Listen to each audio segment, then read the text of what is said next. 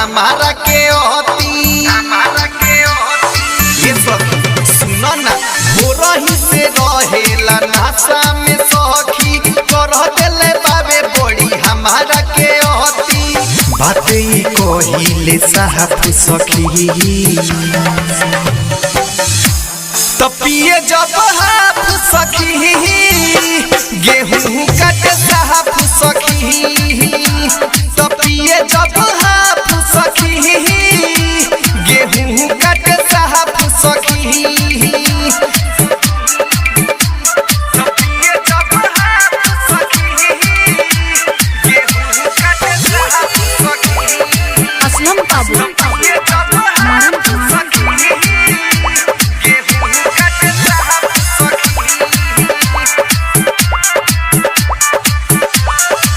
झरता सरसों हो खेत में हमारा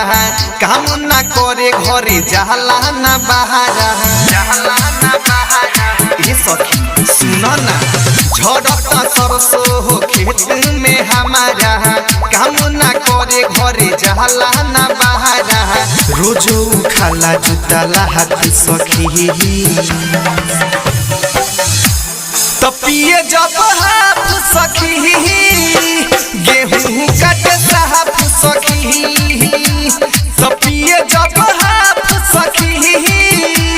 गेहूं कट साहब सखी तपिए जब हाफ सखी गेहूं कट साहब सखी तपिए जब असलम काबू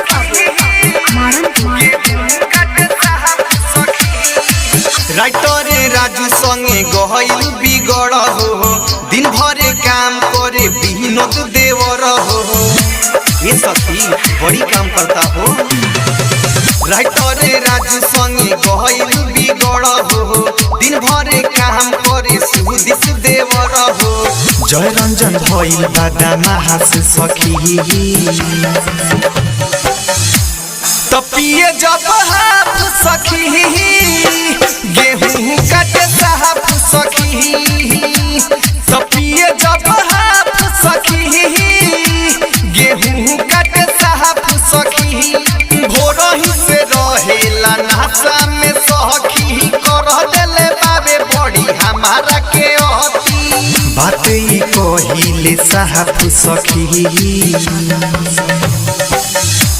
तपिए जब हाफ सखी गेहूं कट साहब सखी तपिए जब हाफ